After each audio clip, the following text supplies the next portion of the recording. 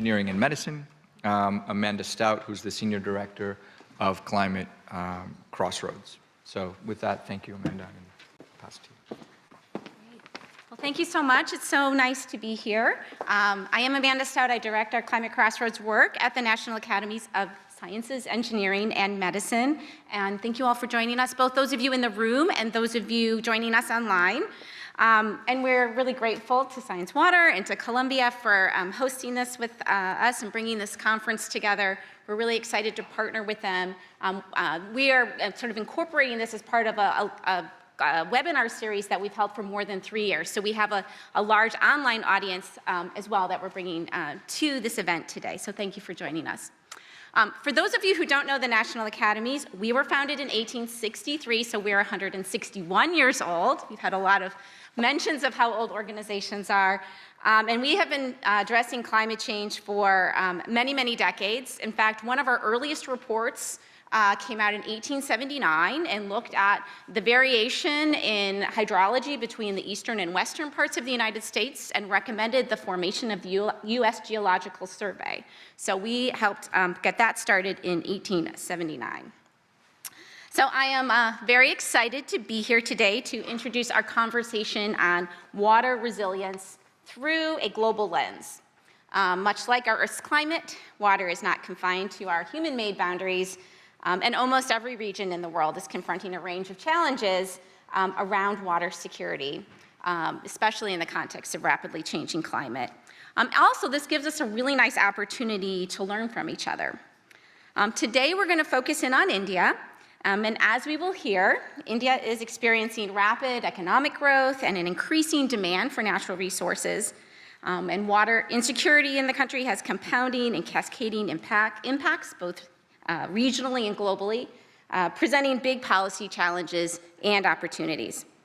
Similarly to the United States, the diversity in geographies, cultures, and the need to localize policy solutions showcase how much we can learn from one another. So that's why I'm thrilled today to have an esteemed panel of speakers who have experience across the public, private, and nonprofit sectors to lead the discussion. I'll bring them up in just a minute.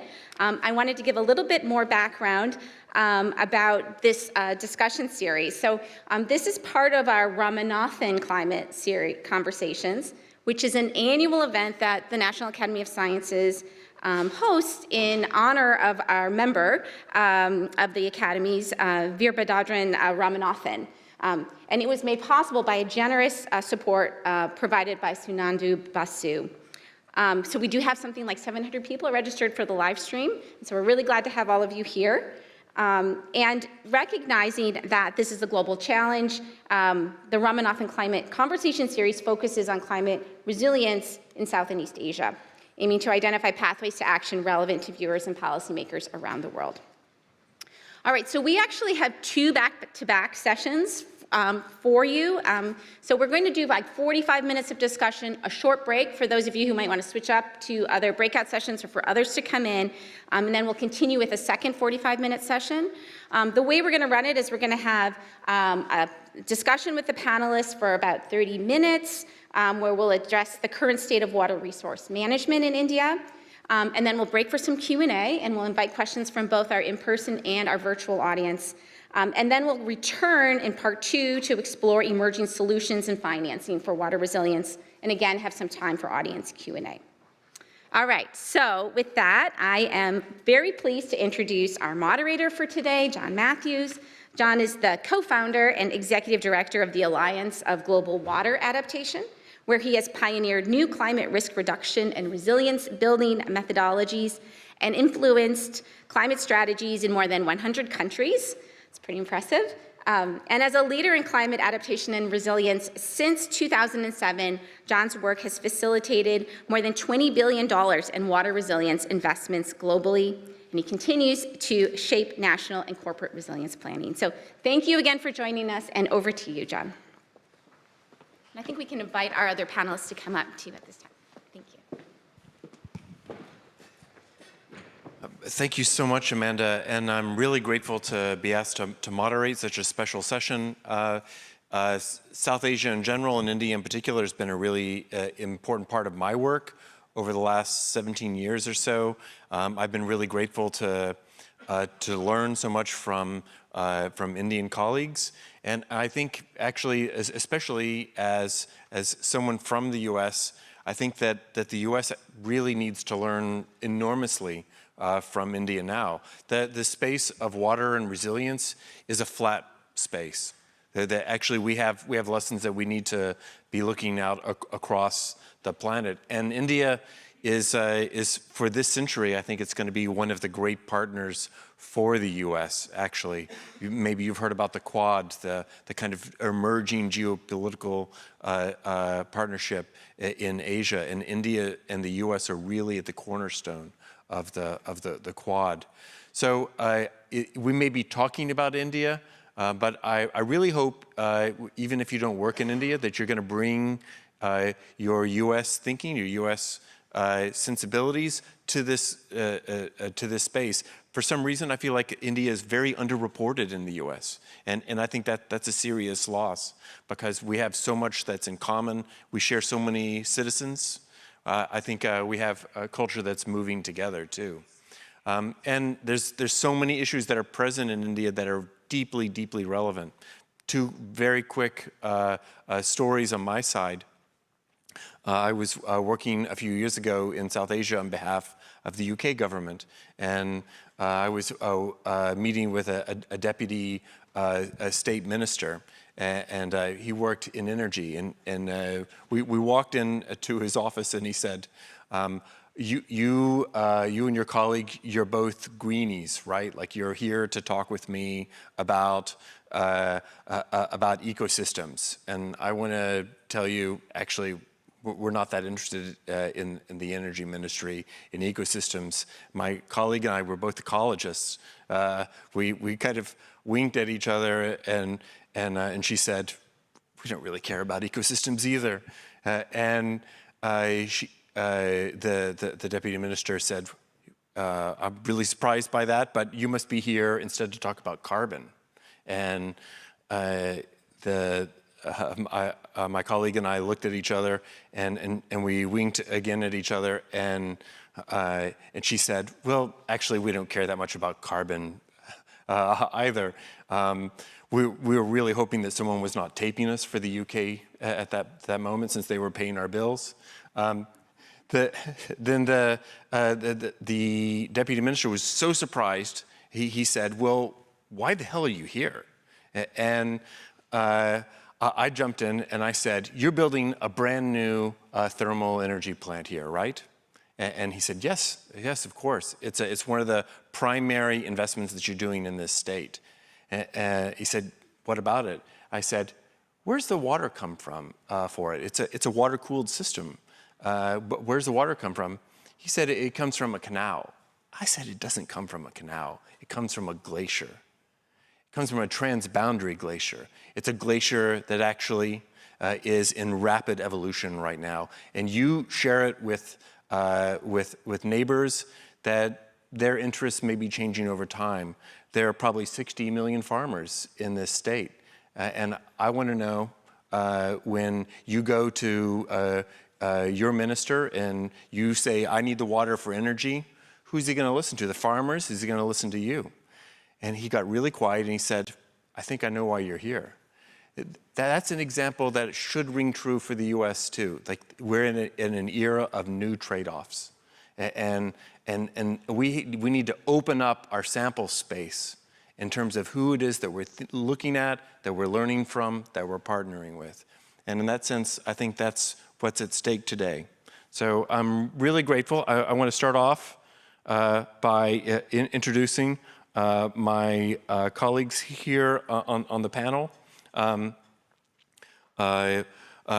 Longtime colleague, Upmanu Lall, that I'm going to call him Manu.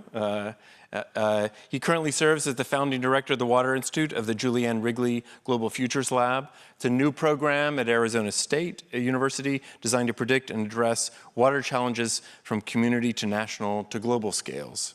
He previously served as the founding director here at the Columbia Water Center. That's where we met, I think. Also going to hear from Veena Srinivasan. She founded Well Labs, W-E-L-L, Water, Environment, Land, and Livelihoods Lab. She has joined us from Bangalore and brings a mission to bring the best available data and science to create transformational impact at scale. Well Labs curates solutions and builds the ecosystem of actors to improve human well-being and conserve the environment. And then Rochi, also a longtime colleague, Rochi Khemka. She serves as a senior private sector specialist with the World Bank's 2030 Water Resources Group. It's the part of the World Bank that doesn't just fund governments, especially national governments, but also creates synergies and partnerships with the private sector. It's a very interesting part of the bank with a water-centric focus. She focuses on water security. She has a background in private sector development and financing at the global level and across multiple countries in South Asia. And I think you just moved from Delhi to DC, right? Yeah, cool. Great. Well, this first part, up until the break, we're going to be focusing on what are the kind of landscape level issues that we're thinking about in India.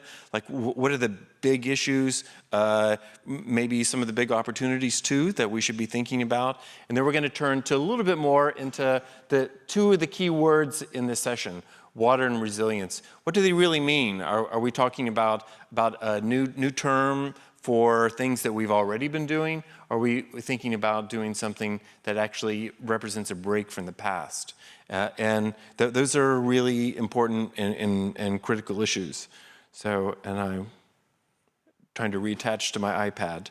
So I'm going to turn with the first question. I'm going to go to Veena first, and then I'm going to go to Manu, and for the second set of questions, I'm going to turn to Rochi. So Veena, I'm curious, what do you see from your perspective in Bangalore at Well Labs? What do you see as some of the kind of major vulnerabilities, some of the emerging risks in the water space in India?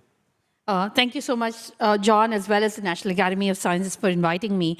It's been a real interesting, I had the pleasure of attending the last two sessions and listening to mostly US-based water issues, which I don't get a chance to that much. So firstly, what I'm going to do is I'm also going to contrast between US and India because I see a lot of the audience here might not be familiar with the Indian context. So firstly, India is very geographically diverse. We've got, the mountains, we've got the very, very wet areas, we've got deserts. And so it's important to realize that when I speak about India, I'm painting with a very, very broad brush. But I think overall people have kind of described India's problems as with any other part of the world, there's too much, too little, and too polluted all at once. And so that's kind of fundamentally the problem that we're confronting, which is we are dependent on a monsoonal climate. A lot of our water falls as rain in the span of a few months, in some places in a few days. And really, you got to make that work for the rest of the year in a place that's very hot and crowded. And so you have to find places to store the water, and that's kind of the challenge that we have. Now, I think the other thing that really struck me from the conversation in the two panels before this was in the US, a lot of the infrastructure has already been built, and it's aging, and we're really talking about how do we kind of rejuvenate or refurbish the infrastructure to kind of serve the needs of the 21st century. In India, we have aging infrastructure. A lot of our infrastructure was built in colonial times in big cities, but we're also growing really, really fast. And roughly, the estimate is that a population about the size of the entire US will be added to Indian cities in the next 20 years. And so we're talking about a lot of greenfield development, even as we're talking about sustaining and refurbishing our existing infrastructure. So that's immediately a different context, because one of the questions that really strikes when we hear the discussion before is, if we didn't have all this infrastructure and we were designing every single thing from scratch, which with today's technologies, would we still do it the same way? And I think that the answer is maybe not, because the opportunities and the innovations in the water sector are pointing out to us being able to do very different things. We just can't do it in places where the infrastructure is already built and there's a sunk cost of capital that exists, and therefore you can only do incremental things. Just a couple of points about ag. We didn't hear much about ag, though. Like the US, India has about 80% of our water actually goes to agriculture, similar to the US, but unlike the US, 60% of our voting population is engaged in agriculture, which means that a lot of our policies around water are built to favor 60% of the population, of course, justifiably so. But that's a very, very distinct difference from the US, which means we have, firstly, unlike what the previous panel said, water is a politically salient topic in India, which means elections are won and lost on water, which is not the case here. I mean, we saw the thing about how you can get to bipartisanship in the US because that's not the case. But that means that some of the problems that we have in India have deep underlying political will issues like free electricity. So electricity for agriculture is free in India. That is 80% of our total water use. So 80% of water use is agriculture, and 80% of ag water use is groundwater, and groundwater is free. And this means that a large part of our food production in the country comes from essentially mining fossil water.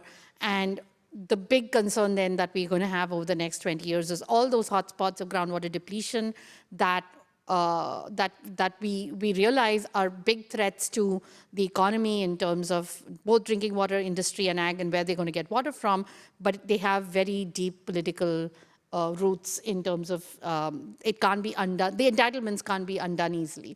So I'll stop there, but I think there's lots of ways in which India is similar but also different.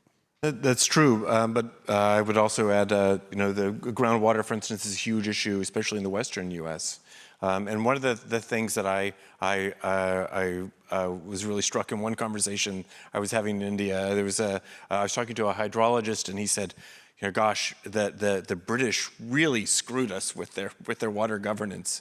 The laws that were transferred from Great Britain to India, they just don't work here. And I said, well, they screwed us pretty good on it too. So I think that's actually something that we share. And in that sense,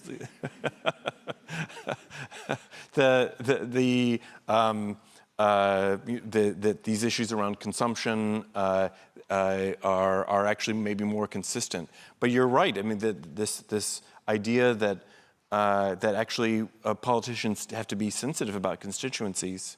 And in the previous panel, water utilities are not a strong constituency, but farmers who are seeking, especially smallholder farmers, who are seeking water for their systems, that is a very powerful one, with that 60% of the population. Manu, my label for you in my mind is one of a very practical but great thinker in the space of water and climate, and someone who's intensely aware of both the science and the kind of options for practice, for engineering, for governance and finance. From your perspective, how do you see climate change altering the landscape? What are the things that maybe we feel strongly right now in India, or that we should be aware of as kind of emerging sensitivities? Thanks, John. Very kind also to say those kind of things. I have to think a bit about your question, and I should be already prepared, right, because you sent it. The reason I have to think about it is the framing is climate change. Is that really the valid framing in the Indian context? This is a place where the monsoon is the most defining feature. And the monsoon, for people who have not experienced it, is not something you'll understand. If you have gone to a waterfall and wondered if you could stand under a waterfall, this is one facet of the monsoon. The other facet of the monsoon is it's gone many times, and then it comes back. So when we started working in India on groundwater depletion in the north, the framing was the agricultural framing. These people are sucking up all the water. What can you do about it? And one of the initial analysis I did to try to understand the climate framing of this issue was interesting. Thanks to the British, we've got to give them some thanks. There's one of the longest time series of rainfall in the world is available in India. So if you just look at that, no fancy imputations or anything like that, what you find is that the period in which the Green Revolution took off in India, which is 1965 to 2000, is actually an anomaly. It's one of the wettest periods in that entire period. And what we have gone to in the period where we have now significant groundwater depletion is a drier period since 1995. But that period since 1995 really looks more like 1850 through 1965. So it's one of these accidents of nature that you end up juxtaposing innovation in agriculture with a wet period in which it could actually take off. The innovation of groundwater use was very primitive at that stage because there wasn't electrification or anything else. So if they had tried that and we had had the climate of the previous century, we would have been in trouble. So at a very macro level, when you think about climate change, I think a reflection on what climate has meant to the place is the first point, and that's what I wanted to drive home. Our ability to predict the monsoon and its variations continues to be weak. So I think what we have to do is, instead of focusing on climate change scenarios where we are not making progress beyond conceptual ideas of what it would do, is to think about the range of climates that you could be exposed to. What does that mean in terms of practice? And that's where the groundwater depletion becomes particularly significant, because this is your stock and you're in an environment that faces very high fluctuation year to year, decade to decade, century to century. You have to have the stock to buffer you. We are at a time in India where all of a sudden, thanks to the global West getting unhappy with China, we are diverting a lot of resources to India to become an alternative manufacturing center.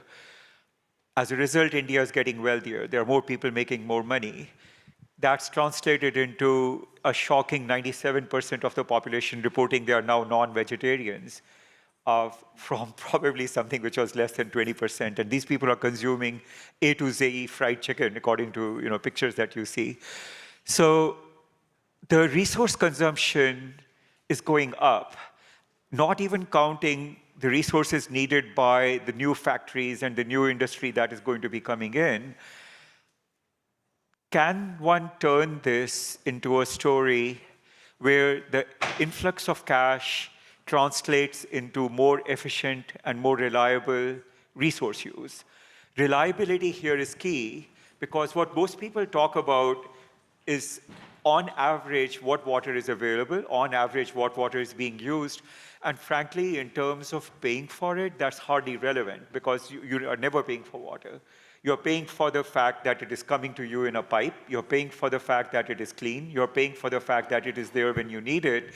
And people understand that. So much of the issues in India with payment, people will not pay for water, are really related to the reliability aspect. And if we could solve that in terms of a positive action, so this is a positive statement saying, I will provide you this resource with this reliability. The equation that, hey, this is given to us by God and it falls out of the sky is changed.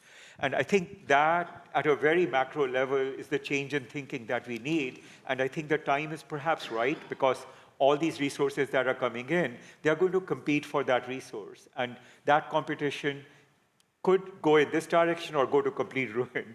My hope is it goes in this direction. Yeah, that's a fantastic answer. And I'm also glad you didn't just give us like a kind of simple list of climate impacts. You're actually talking about systems and processes that are happening.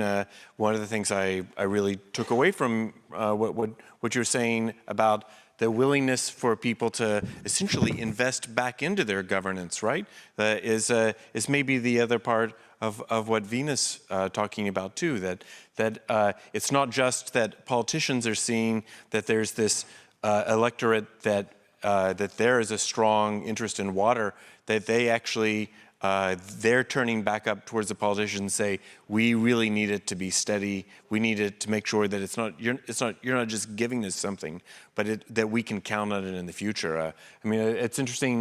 Gavin Newsom, the governor of California, actually said something kind of similar about 2 years ago. He said, we have to stop talking in California about how we're going to do with 5% less water next year. That actually the issue is California needs to still be seen as a water-abundant economy so that new investment keeps coming here, that people keep seeing this as a place to live. And that's not a theoretical issue, as you also point out. The Harappan civilization, for instance, it's not well known, I think, as a civilization. Same era as the great civilizations in China and the Yellow and the Yangtze, or the Egyptian civilization on the Nile. But we can't translate their language. And they were very much based on the Indus, the kind of greater India, but like a truly vibrant civilization. And our best inference right now is that they failed several thousand years ago because of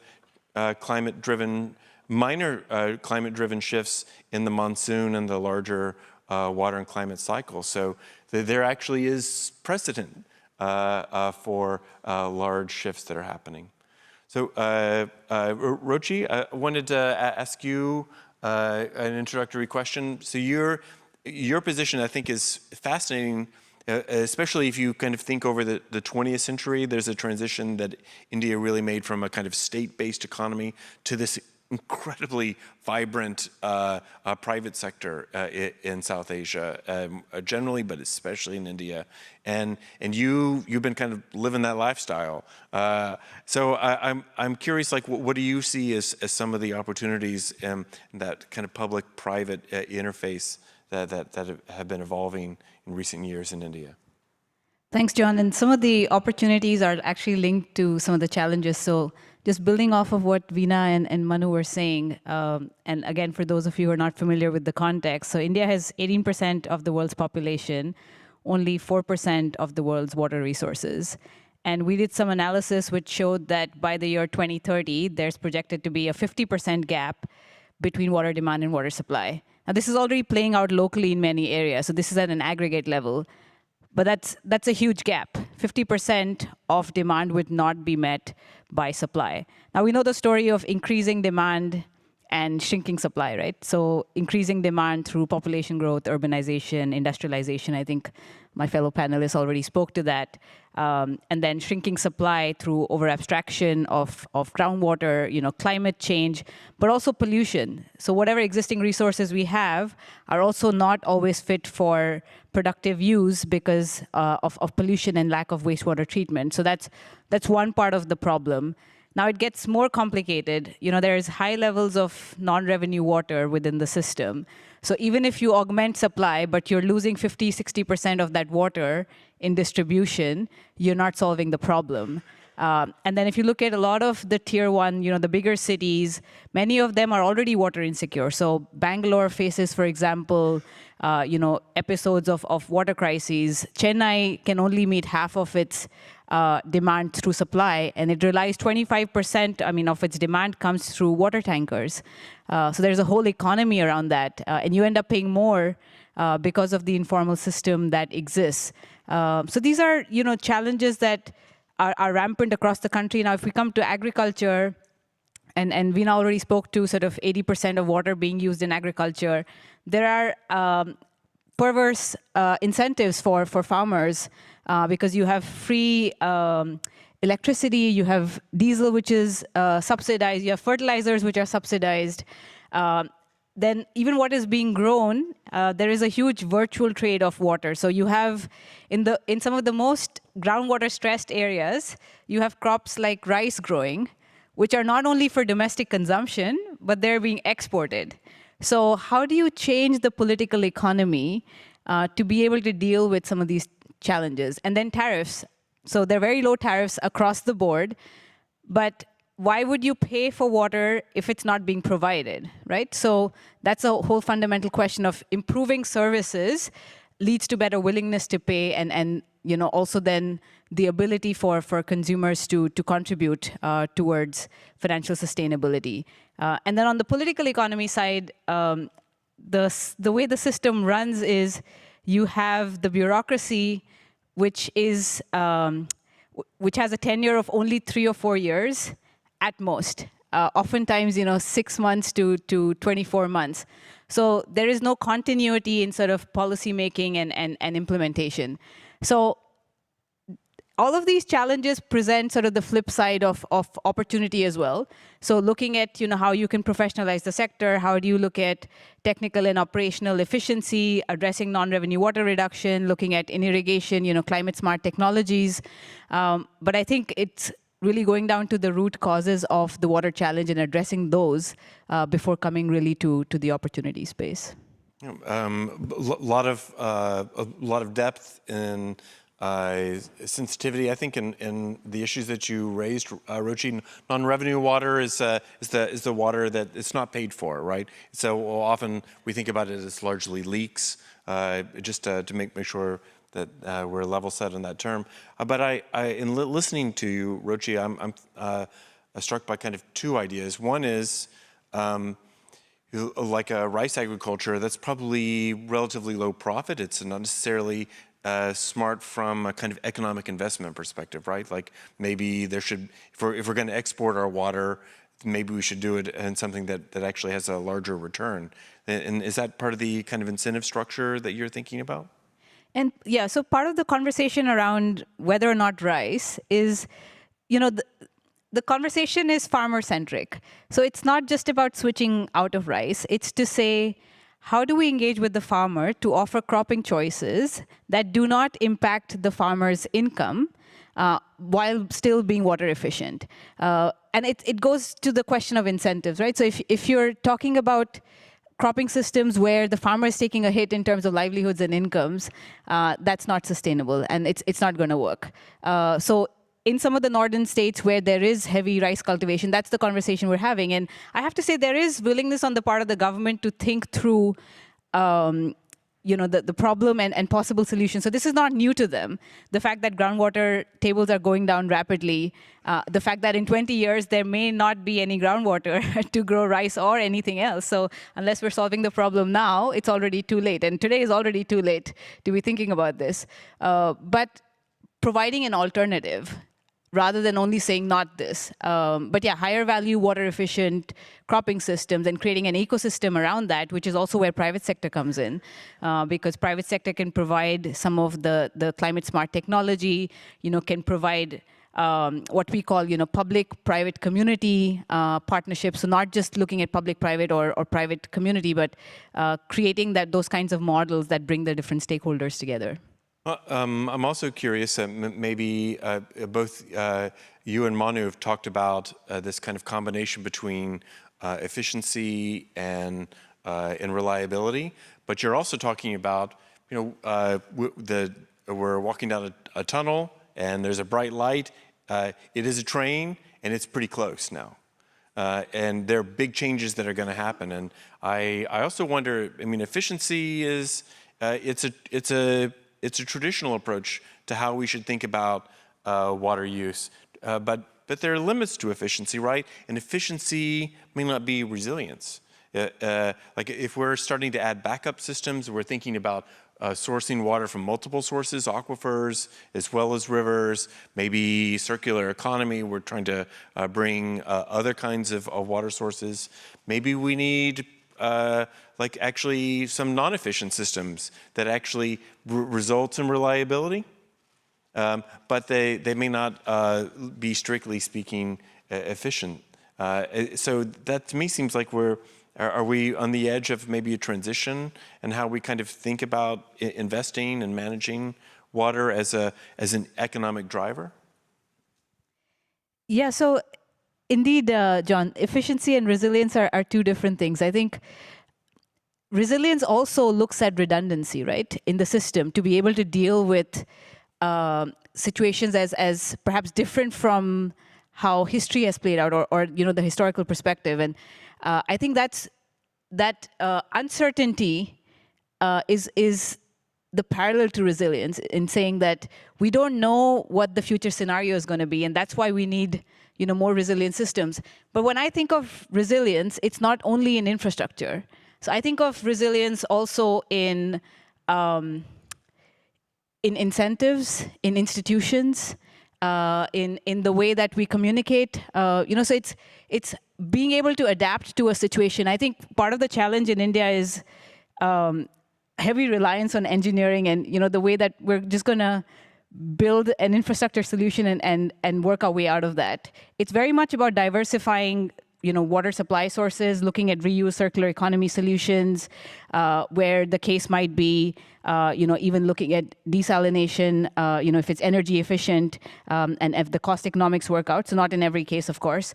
So it's very much about diversification, but I think it goes beyond just infrastructure as a solution for me. It's a great answer, and maybe Veena, like that. It also seems that part of Well Labs, you're working on data. You're also working on science, and I'd say, arguably, like the most important data that we need is actually the data that we're never going to get. It's the data from the future that actually would tell us what we're headed for. So how do we manage that? How do we think about this issue around uncertainty and make sure that we're bringing in these resilience perspectives? Yeah, I mean, I think that's a really good set of points that both Manu and Rochi made about that there is, and this trade-off between resilience and efficiency is very, very well established. I think that I just wanted to say one thing before I answer your data question, if you don't mind. Manu talked about this idea, and actually both of them talked about this idea, and I call this the quantity for reliability trade-off. So one problem that we have in India is that we grow rice in particular in places which are very, very dry. Partly in Canal Command areas, classically you grow it because you don't have control over the water. So the water comes, the only crop that will deal with being flooded once every 15 days and then nothing for the other 15 days is paddy. And so farmers therefore grow paddy. They grow it also because there's a minimum support price, because the government encourages it. And if you actually want to move out of it, you actually need to have reliability. So you need to get the water when you want. You also need to get the markets in place so that you can sell the oranges or the chilies or the groundnuts or something other than that, which doesn't have a minimum support price. Now, to your question about data, I think that you're absolutely right. One of the big problems that we have with this entire situation of why we are suboptimal in what we grow and how we use it is we don't have enough data about all of the things we do, but particularly we don't have data on how we use water. So we have, as Manu said, we have, thanks to the British perhaps, a long history of rainfall and how much water is coming in. Still not enough in terms of gauging and monitoring of ground and surface water, but you have nothing at all on the other end of it, which is how much are we actually using? And that's kind of the crux. If you wonder, you can only manage what you measure. And if you're not measuring how much we use, we can't manage what you use.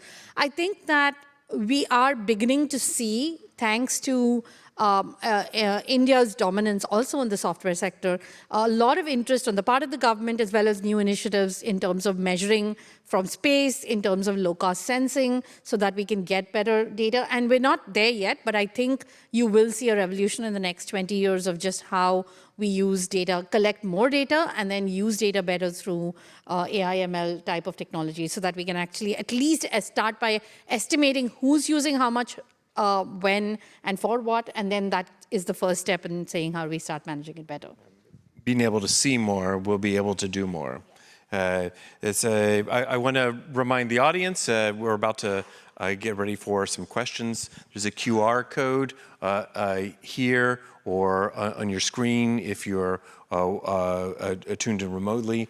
We welcome your questions, and we'll turn to that in a minute. But Manu, I'd like to ask you, it feels like we're not just talking about issues that to me actually resonate very much. The story you're talking about, this kind of dry land, water-intensive irrigated farming, that could be the Imperial Valley, right? It could also be other aquifer-dependent parts of the U.S. It could also be China. Like, who are the kind of analogs that we need to be thinking about as the kind of peers in this water resilient space globally that we can pull lessons from?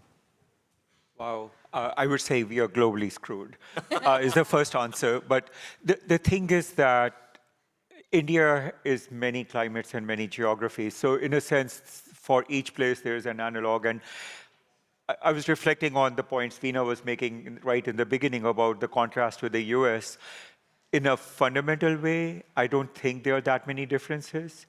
The biggest difference that I used to think was there was the procurement and distribution system of India, which is the largest contract farming operation in the world. And so that fixes the behavior of the farmers and hence the water use. But the Crop Insurance Act in the US has done exactly that. So there's really no difference. You know, there are leverage points that the government's put in place that actually have been destructive. I think what I would do is, in terms of the question that you asked about what are the analogs that we learn lessons from, we don't have great lessons available, is the first point. The second thing is that, you know, similar to what Rochi was saying earlier, these discussions always turn into, should we do A or B or C? And there are arguments made for each one of those things. Invariably, in a place like India that is, at this point, severely constrained in many aspects, my answer is, it seems to me you have to do A plus B plus C plus D, because there's none of those solutions individually will get somewhere. So when you say that, the next question that comes is, okay, what's your proposal for a relative investment in A, B, C, and D? And I think the answer to that is going to be very situation dependent. There's no global paradigms for that.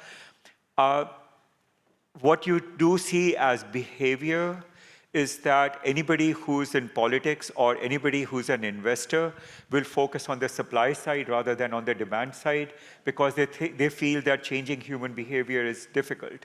So I'll give you an example from something I heard at the Aspen Institute 2 weeks ago or last week. I can't keep track of my life.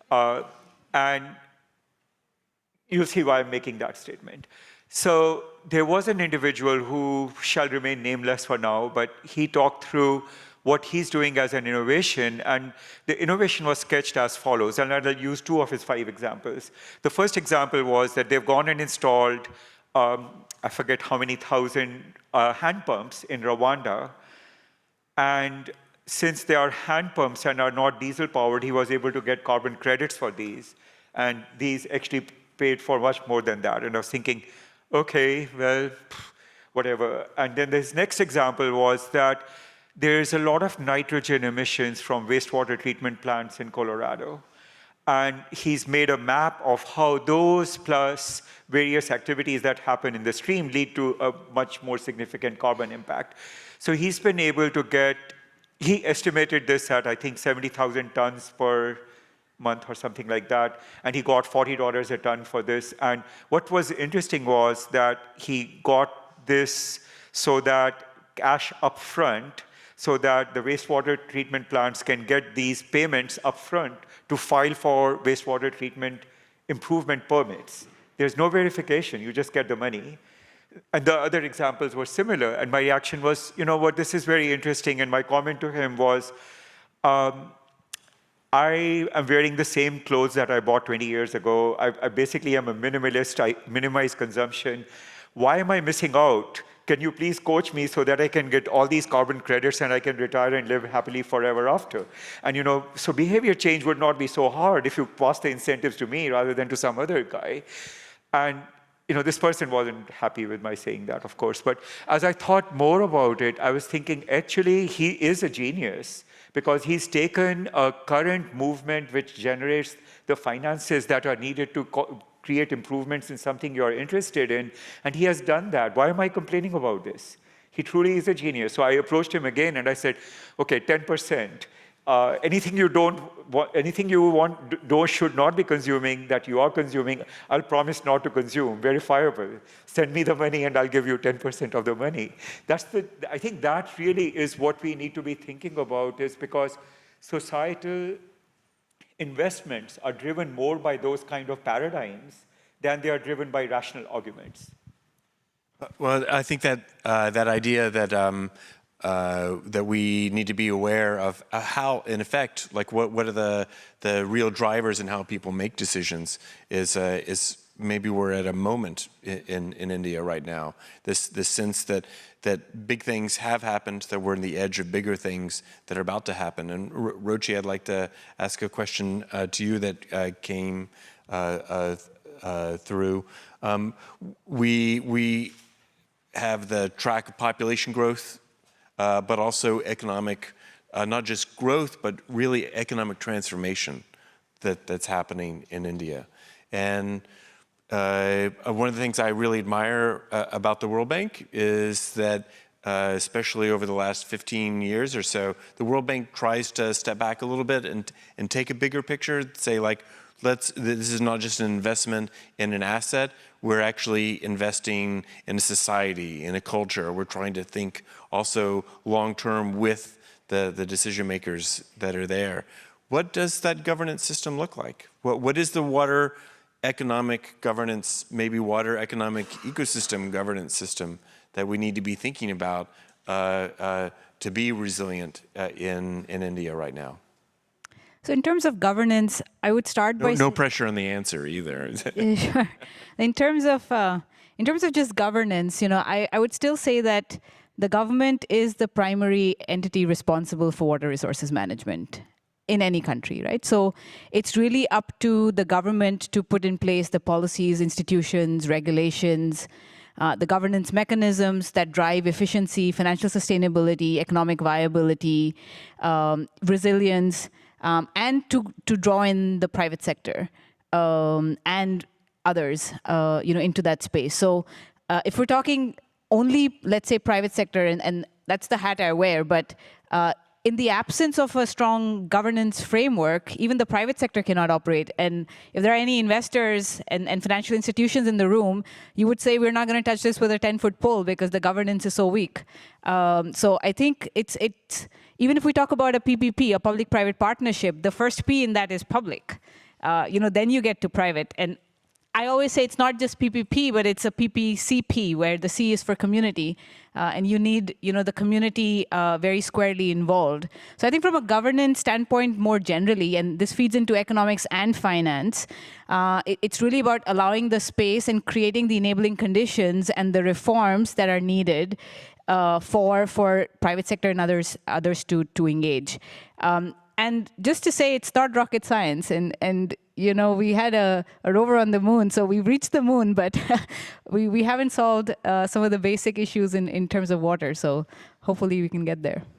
It's a great answer. A good colleague of mine from the bank, his definition for resilience is more informed trade-offs, and I think that's one of the ideas that's implicit in your statement. We have a question here, I think, and then we'll move on to the second part.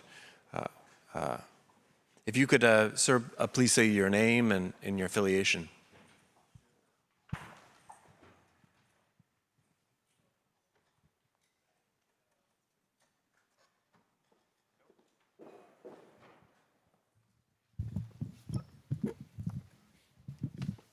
There you go. Hello, yes, now, thank you.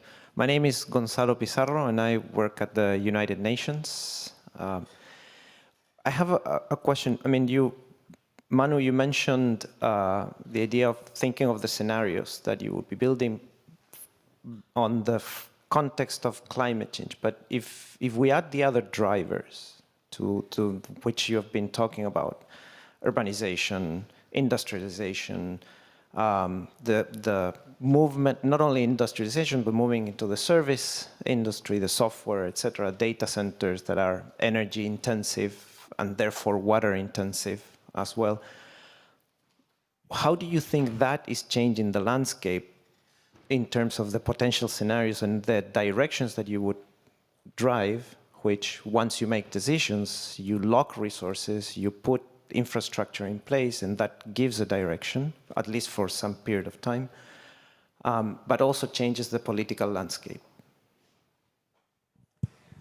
Yeah, one of the paradigms that someone explained to me once was water flows to the money, right? And that's what I was signaling in the beginning. is that that's starting to become an issue specifically for these countries that are rapidly economizing now.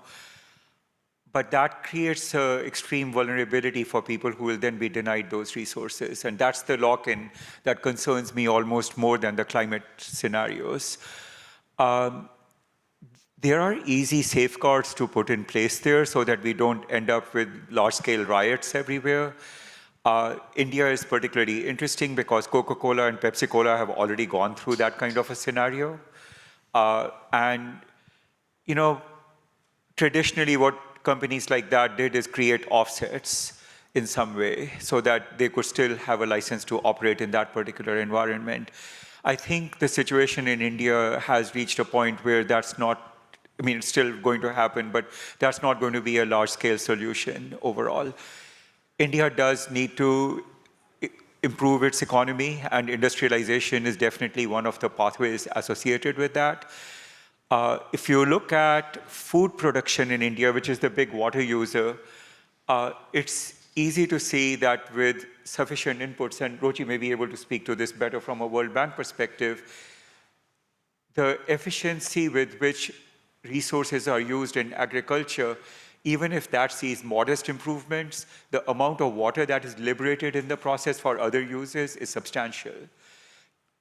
To build on the point I was making earlier, I think as groundwater levels deepen, this becomes even a stronger story, that if you look at the cost of electricity for that pumping that is going to the farmer that is pumping, that number is quite a bit smaller than the carbon credits that they could harvest for getting that offset, okay?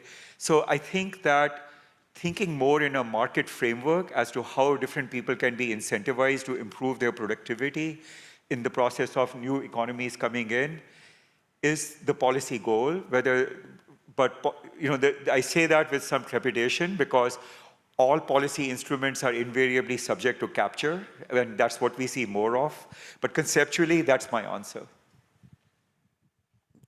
Fantastic. We're going to move now to really trying to talk about some of the solutions that have been emerging around climate resilience. I'm going to start with Veena, and you. No break. Yeah, that's right. Yeah, saddle up. Yeah, the previous session ran a little long, so I've been signaled that we're in this for the duration. So you mentioned, what was the number about the amount of water in India that was in agriculture? I said it was about 80%. About 80%. So that's, to give like a North American perspective, that's around Mexico. About 80% of Mexico's water goes to agriculture. In the U.S., about 50% of our water goes to energy. That's the kind of largest single area that we focus, that we spend, in effect, our water on. But also, like, economies are dynamic. It's not just the climate that's changing. It's really that we see a lot of things that are changing. So socially, politically, India is a dynamic place just like the U.S. And for instance, in the U.S., there was a story in the Washington Post just a few days ago that the AI-generated letter or resume roughly consumes this much water in the U.S. And that's impressive. So we're restructuring our economy through things like data centers and AI processing centers. And that is taking water away from other places that we may not be able to see it. And my intuition is India's future economy is not necessarily 80% water in agriculture. It's going to be a lot more water in new and emerging areas. And certainly India is a real leader in issues around data centers, data analysis, and AI. I'm curious, like, what do you see as some of these kinds of emerging solutions to not just help capture our resilience to climate change, but also to the kind of economic transformation that India may be going through? Absolutely. I mean, I completely agree, firstly, that the future distribution of water use is not going to be 80%, although I did see projections where they are expecting agriculture to also increase, but other sectors of the economy are going to increase even faster. Now, the question you're asking is if you're already kind of distressed, where's that extra water going to come from? I don't know the answer to this because when I look at some of these reports and I wonder how they're projecting everything to increase, I don't know where they imagine the water is going to come from in those scenarios that we've seen. However, what we are already we are seeing a few different trends. The first thing I think is, we've talked about crop shifting and changing the mix of stuff that's grown, and there's many parts of India which have had tremendous success in getting large-scale government purchases of millets, for example, instead of rice. So it's really difficult to get farmers to grow something else if they don't know there's a market. But the government starts procuring it for midday meal programs and so on. That's changing the relative economics. Then suddenly you are going to start seeing large-scale shifts from the more water-intensive to. So some of it is going to come from us getting our calories from less water-intensive stuff, whether it's the way we grow rice and just to be more efficient in the way we grow rice, or shift the mix from rice to millets. Some of it's going to come from there. Some of it is going to come from, right now, sewage is bad, and environmental bad, in the sense that Indian cities are using water, and 80% of that water is returning as sewage, and it's rendering water bodies unusable because they're now so eutrophied and polluted. And one trend that you are seeing, a positive trend, is that you're seeing investments in some of these water-intensive users from industry coming and saying, we'll buy sewage and we'll mine the sewage for water, and we'll make the investment in wastewater treatment. And you're beginning to see some of that. There are good examples with Arvind Mills, for example, which is a big apparel company which produces for Gap and some of these other big denim companies. They, in one city, bought up entire streams of sewage. In my own city, in Bangalore, one of the companies, BEL, which is an electronics company, signed a deal with, but it's a public sector electronics company, but they signed a deal with the government municipality saying, we'll build the wastewater treatment plant, we get to keep 20% of the water, and 80% goes back into the river. So by making investments in water that is dirty, which was 100% unusable, you're kind of creating some leeways there. And then the last bit of where you are probably going to see that extra water coming is just moving from drier places to wetter places. So there's been a lot written about, like, the western part of India, like the US, is dry. The eastern part is relatively wet. And one of the things where a lot of people have written about is what they call the new green revolution in the East, saying, stop growing wet, water intensive and doing water intensive stuff in the dry places and start doing it in the wet places. So I think broadly, this is where the magic of somehow creating extra water has got to come from. That makes a lot of sense. I think on one hand, you're talking about actually seeing new value in water itself, and people seeing an opportunity in that. It's a very promising idea, but also saying, actually, we need to make some pretty big structural changes. And there's in a country the size of India, the scale of India, we need to think almost about our own kind of internal geopolitics and how we're moving parts of our economy around to places that actually match either the current or emerging climate. I'm going to turn to Rochi now too, kind of on a similar point. From your perspective, are there investment opportunities or are there new programs or policies that you see that are holding promise? A little bit after Manu was talking, such a dark view, I was considering that maybe cannibalism could be a potential option. We're considering it in Oregon right now, actually, with some of our water issues. But maybe you have some more positive views. Yeah, and let me make this more tangible than just theoretical. So I think there are opportunities in terms of wastewater treatment and circular economy solutions. In fact, as the World Bank, we worked on a program for the cleanup of the Ganga River. And it was through a new public-private partnership model, where essentially the private sector mobilizes 100% of the investment upfront and is paid or reimbursed 40% of that at the end of construction, and the balance 60% over a 15-year concession period. And the reason that we developed this structure, it's a hybrid annuity model, as we call it, is that there was a lot of infrastructure development in the country where you had construction of assets, but no operations and maintenance. And so it was a cycle of build, neglect, rebuild, and it became a vicious circle of just pouring a lot of money into capital investments without making use of those. So I think that's a space just in general, this is an example from the Ganga Basin, but it cuts across other areas. A second example, and building off of your last question, is around digital.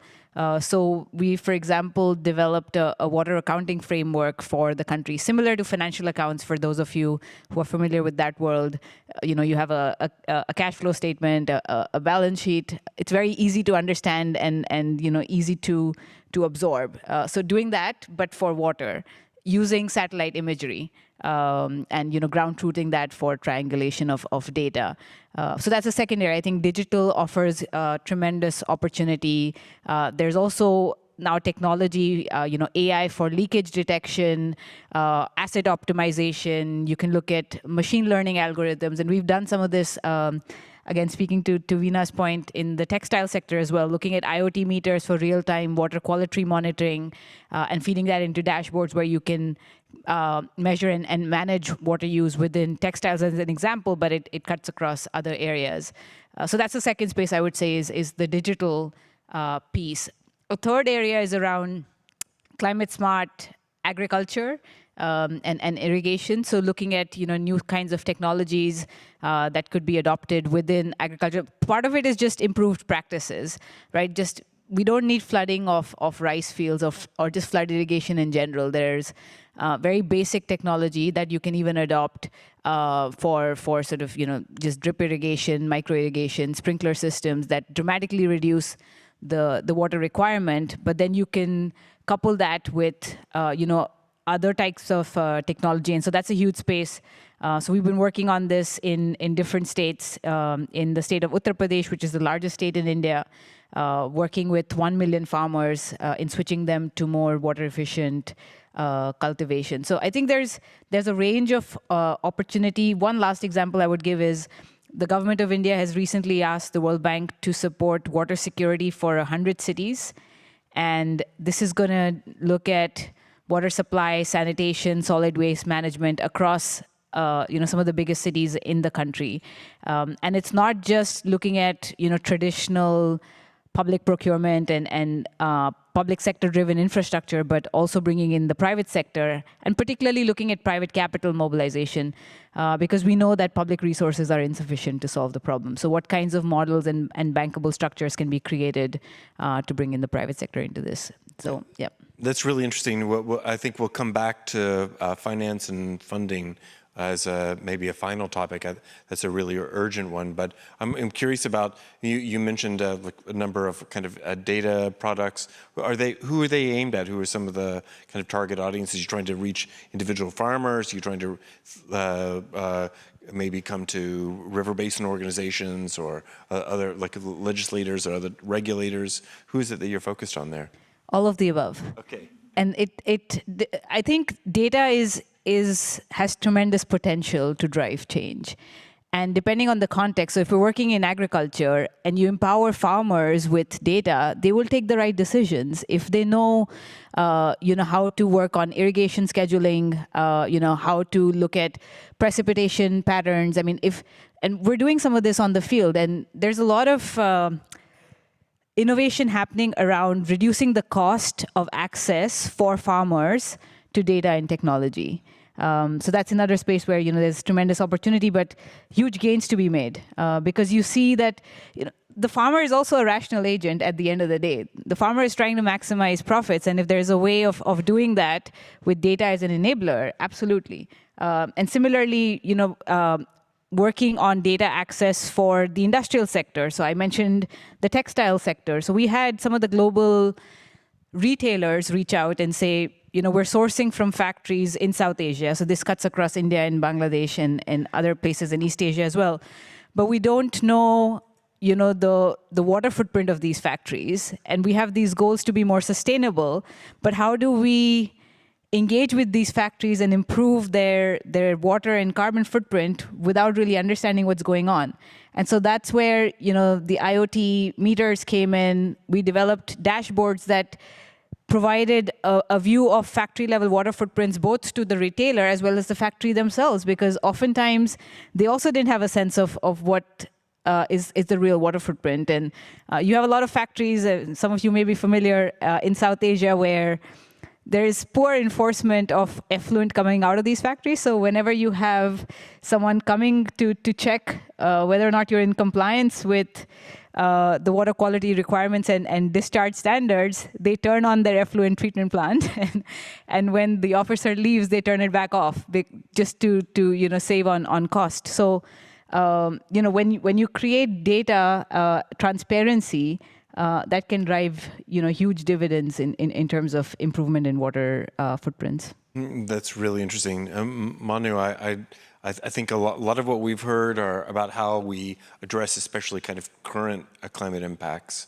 They could be over short time scales, like I need to harvest next week, or I need to think about the reliability of the monsoon this year, one of the projections for it.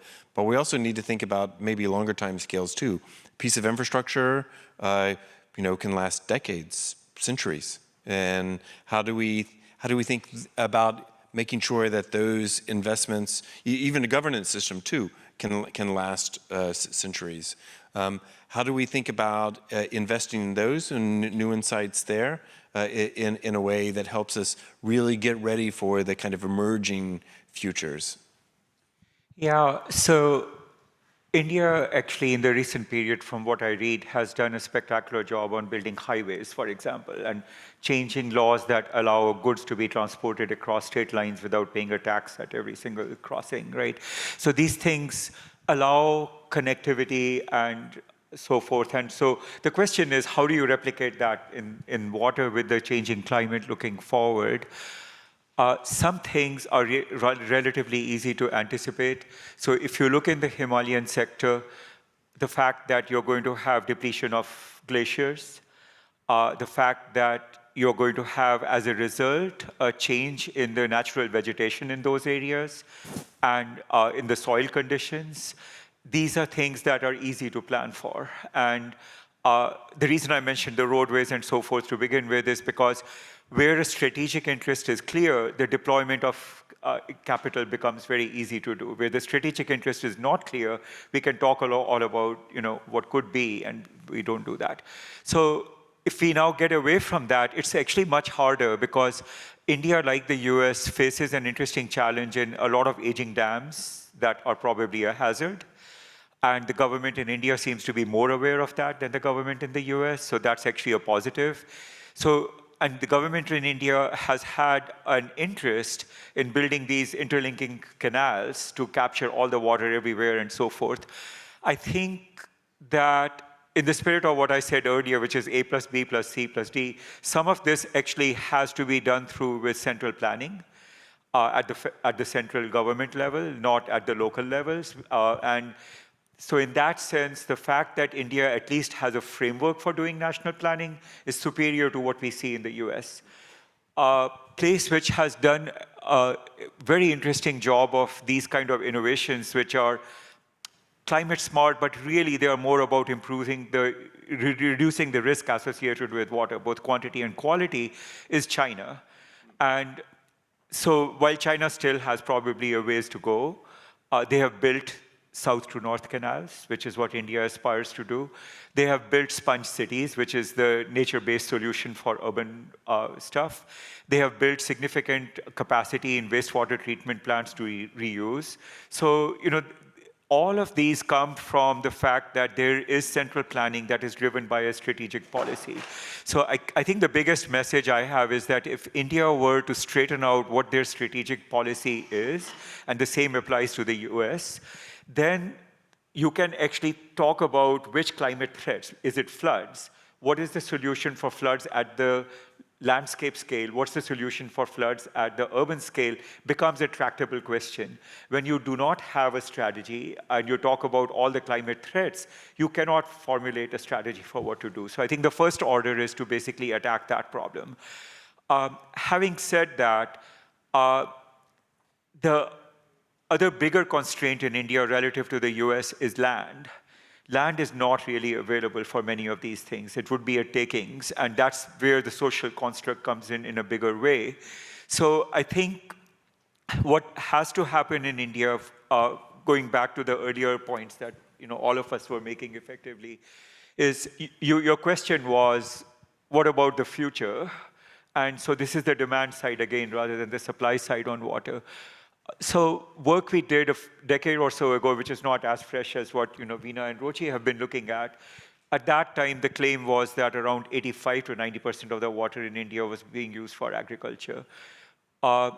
We, based on improvements in where the crops are grown and the efficiency of irrigation, we were assuming that fully irrigated agriculture is more beneficial from a reliability perspective than rain-fed agriculture for any crops which are sensitive to that. So if you were thinking of millet, which would just grow naturally and the yields would not be significantly affected, we didn't count that. So if you did that, we got around a 40% reduction in water use. So that brings us down to 56 from 90. However, the fact is that, as I said earlier, if you start now converting to a non-vegetarian diet and you count of increasing population and increasing affluence, which leads to higher consumption of all products, that brings us back to 70% from 56.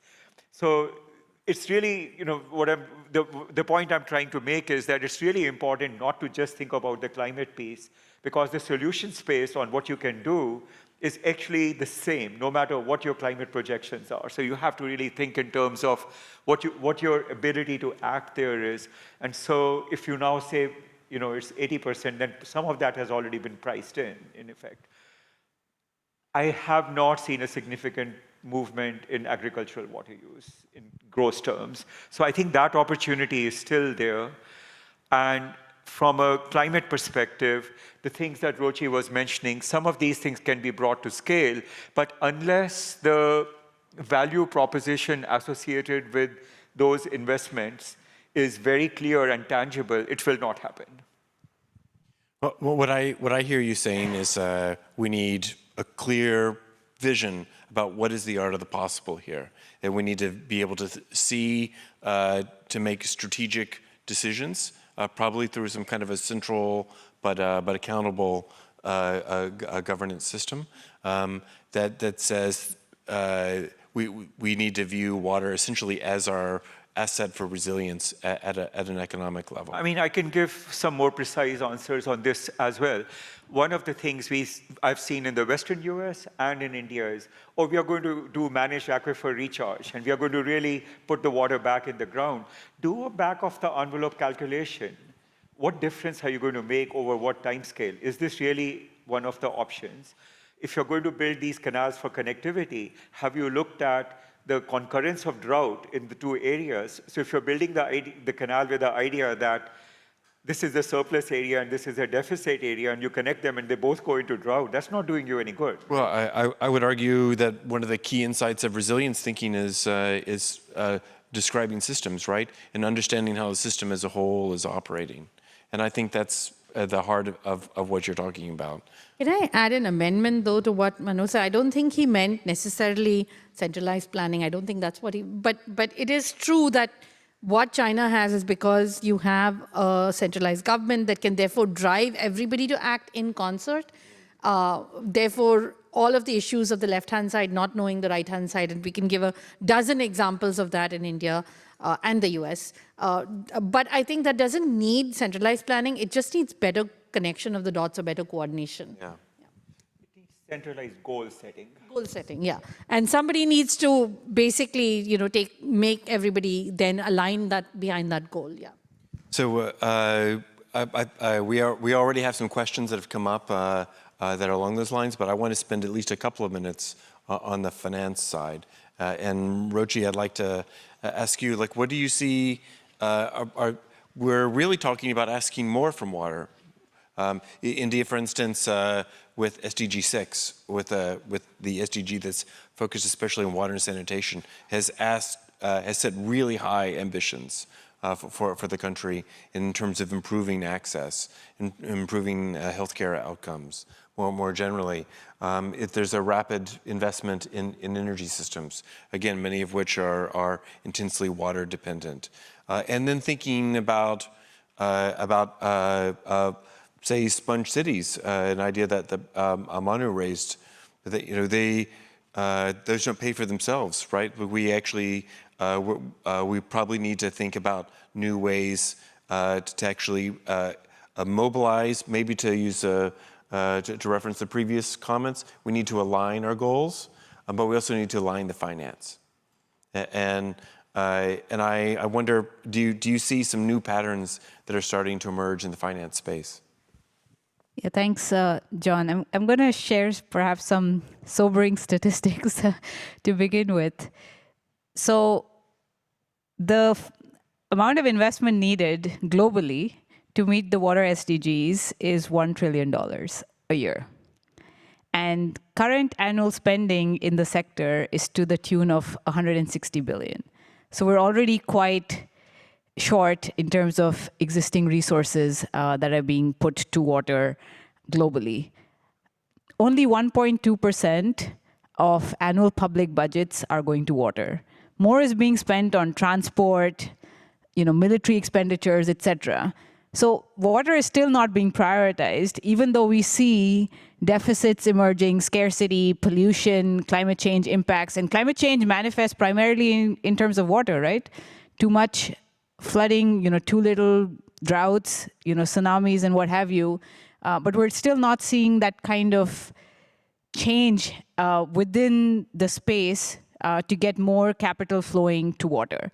That's one.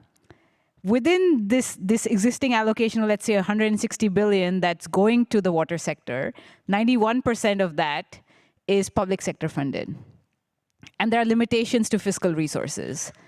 So unless we get private capital to flow to this, we're not going to be able to solve the problem. Public and concessional resources are insufficient to be able to deal with the water challenge. I mean, I think that's just a sobering reality, but it's important to internalize to then start to think, okay, so if that's the case, then how do we get private capital? And on private capital, liquidity is not the constraint. There is enough capital out there, but it's not flowing to the water sector. So, okay, then you might ask, okay, how do we get that capital to flow to water? And it goes towards foundational issues. It's about having creditworthy utilities and service providers, having bankable projects, better pricing, improved incentives in the sector. So just going back to basics in terms of improving those fundamental issues to get the capital to flow. Now, there is a step in between. One is sort of, creating these enabling conditions where the government has to play a role. And then there is this, let's say, third step of private capital flowing. There is a step in between, which I like to call professionalizing the sector, which is where you address losses, you look at more technical efficiency, you look at energy efficiency. There's a huge water energy nexus that can be addressed. Getting in digital solutions to better manage water. So there's this huge space where we can turn around how water overall is managed across different subsectors. And once we do that, then we start to move towards creditworthiness and bankability, and where we start to see private capital coming in.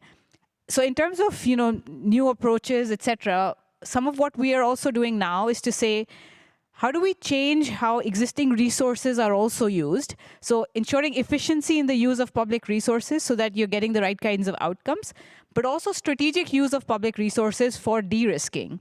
So if you have layers of risk which are preventing private sector from engaging, can you, instead of using public resources just for capital subsidies, use it for interest rate subvention? Can you look at guarantees and credit enhancement instruments with public support rather than, again, plain vanilla investments going in? And that's the space where I think a lot of innovation is already happening. And I can share maybe a couple of examples from different parts of the world where we've done this. And again, some of this is also working in India. So in Jordan, which is again a very water-stressed country, we worked on a wastewater treatment plant. And again, for debt and equity investment to come in, it was too risky. So we had the sovereign come up with a guarantee instead of just providing capital budget support to be able to crowd in equity investors. And then we also had a breach of contract guarantee coming in from the World Bank's multilateral investment guarantee agency to be able to get debt capital to flow. So creating these kinds of structures can have an impact in terms of the outcome, but also in terms of more private capital.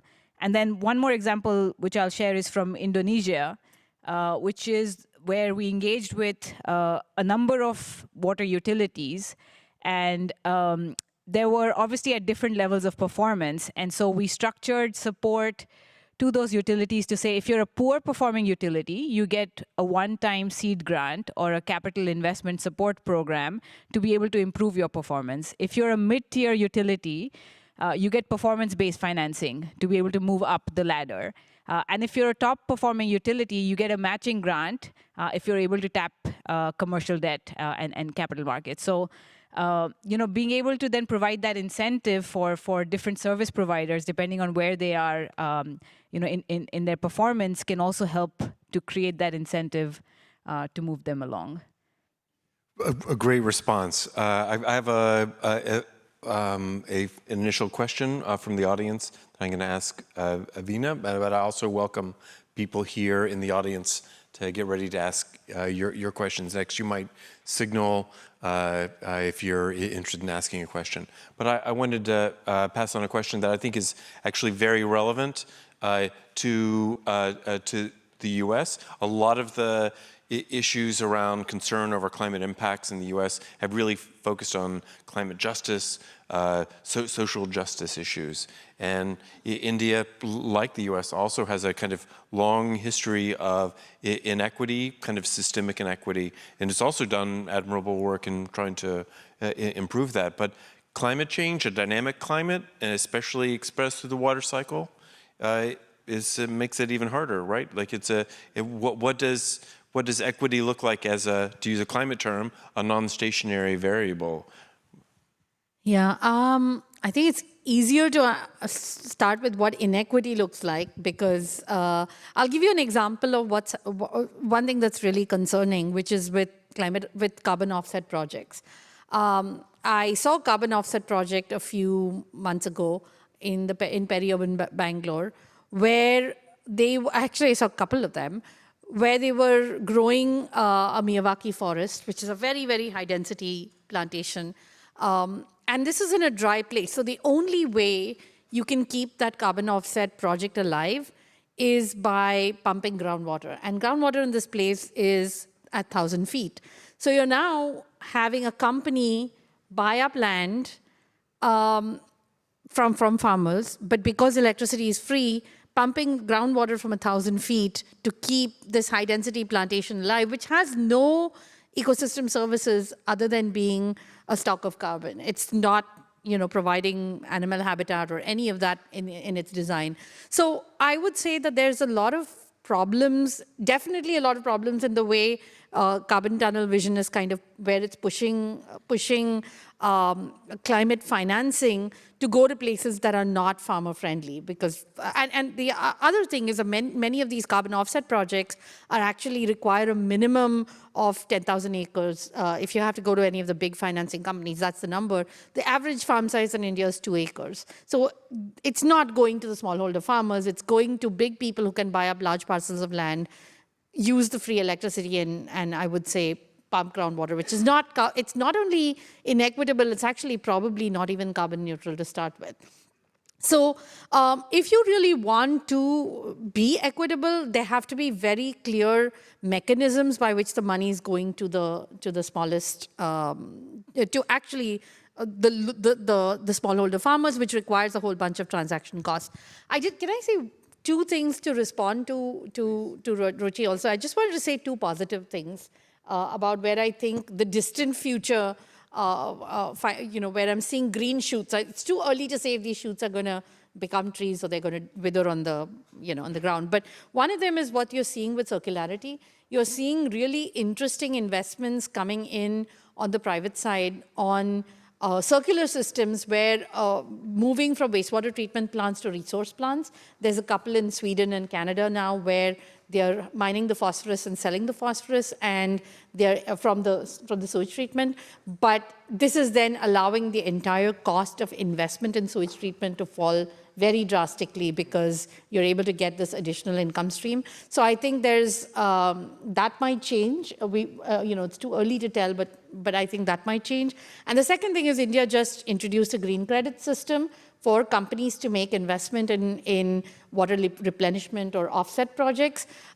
There is a lot of blue washing in the offset space, but you are seeing some interesting investments also in positive, water replenishment, water treatment type of things by companies wanting to work outside the fence. So, and particularly the large tech companies, you're seeing them make these investments. So. Oh, that's fantastic. And I would also add that maybe green climate bonds, which have been highly utilized in China, following Europe and the US, have not really been very much explored in India. It could be another similar path. Looks like we have a question here. If you could say your name and affiliation, please. Sure.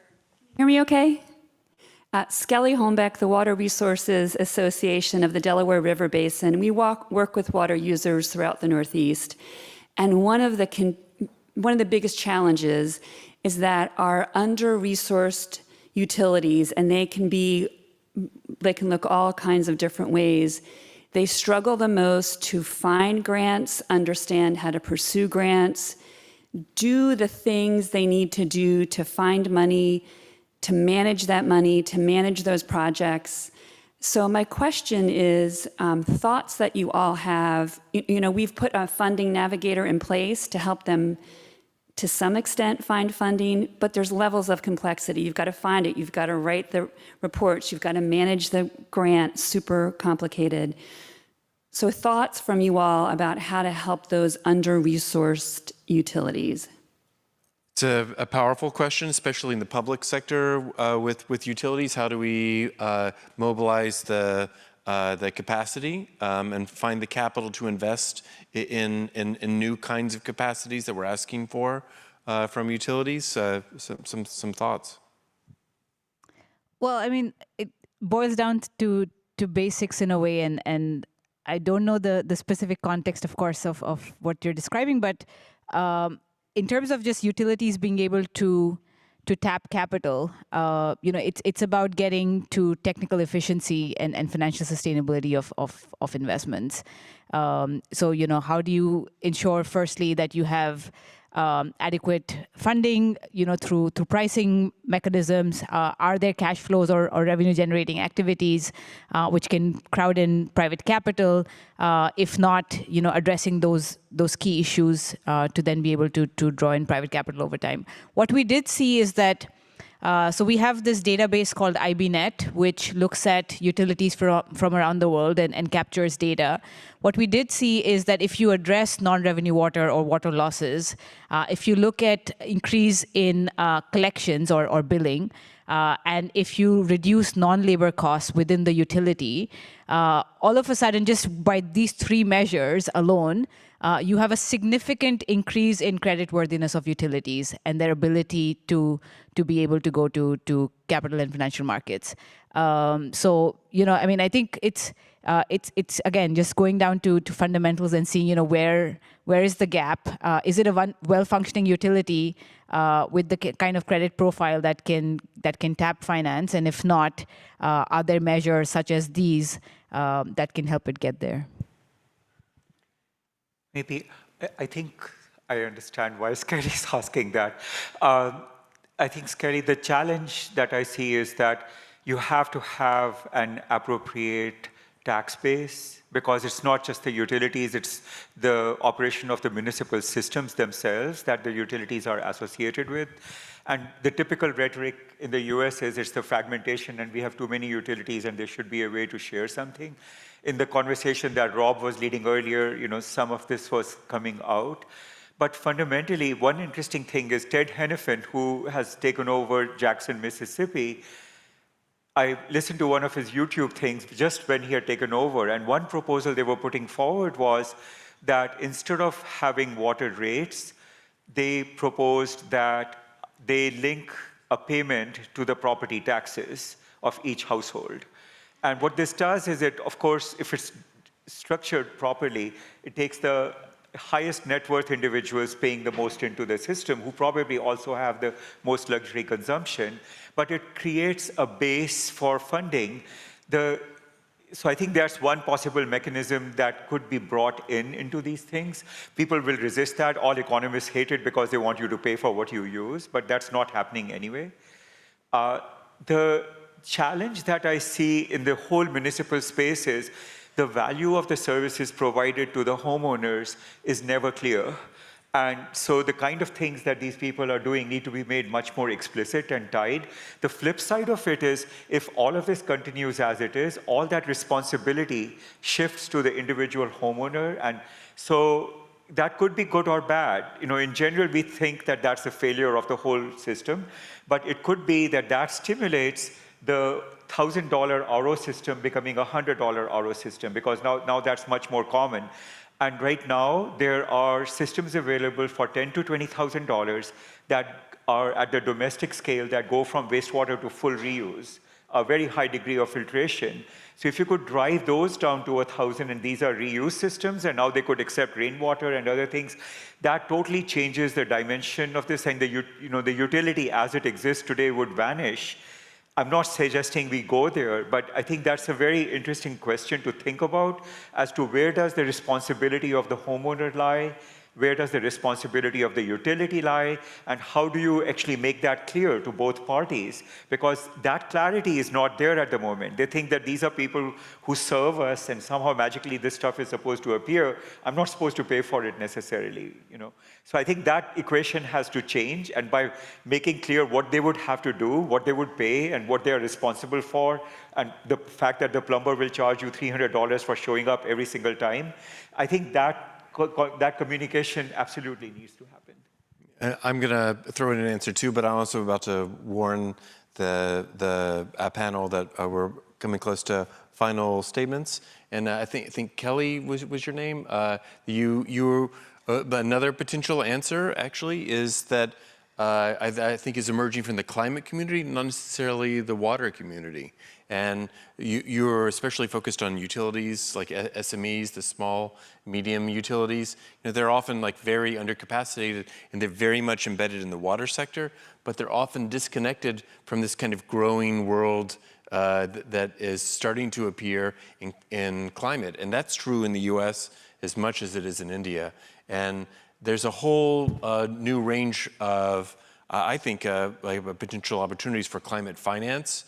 That actually, one of the particularities of the U.S. is you can get a loan for capital expenses, but not for operating expenses. And the kind of capacity you're talking about is all on that process side. It's all on the operating side. And so being able to mobilize climate finance often means that you need to start to talk to some new groups. You might need to talk to the climate teams inside of national authorities, that they're also talking to the Green Climate Fund or to the big MDBs, or in the US it might be special legislative authorities that are starting to work, or CEQ, groups like that.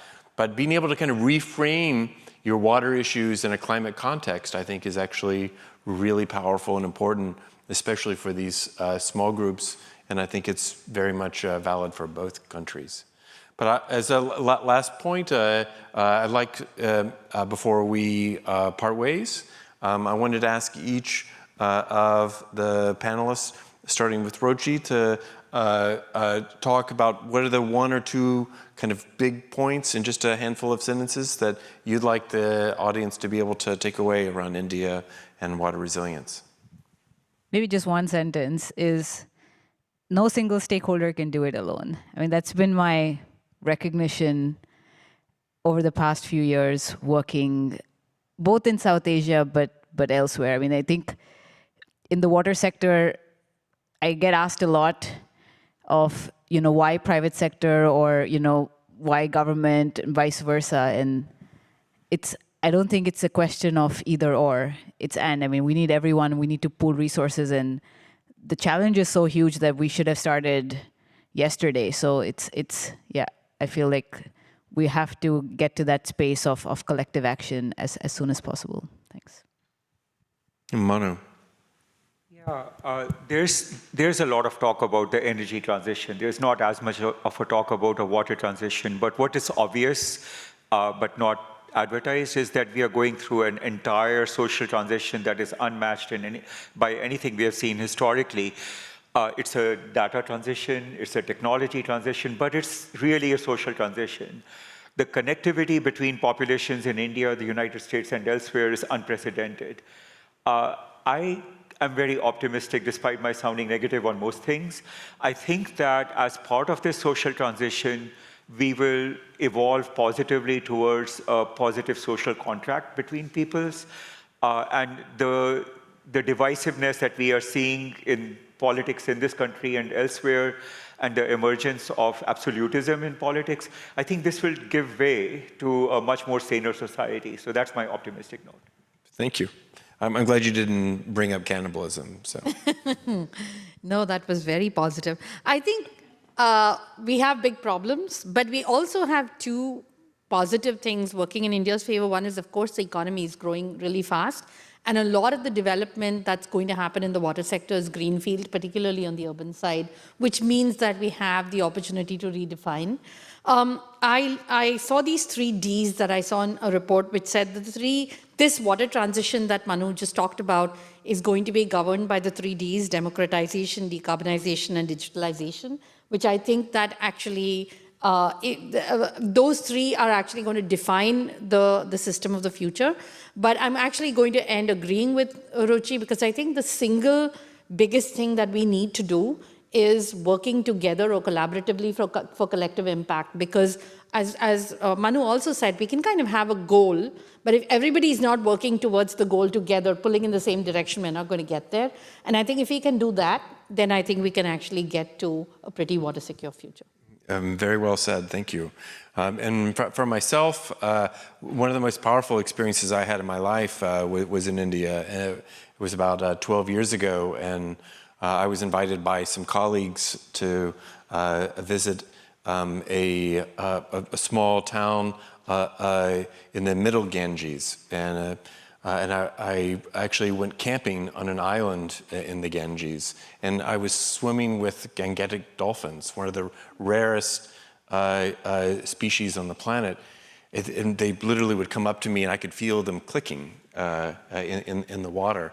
It was unbelievable. These are also one of the most sacred species in the world. They're like really treasured by the peoples of South Asia. And like that's what it told me was water has a really deep value there. It's not just the language of economics and finance or infrastructure and governance that actually I have faith that India will do well, because it must do well, and it has this deeper layer to how they see the water in the country. So if we could thank our panel for their participation.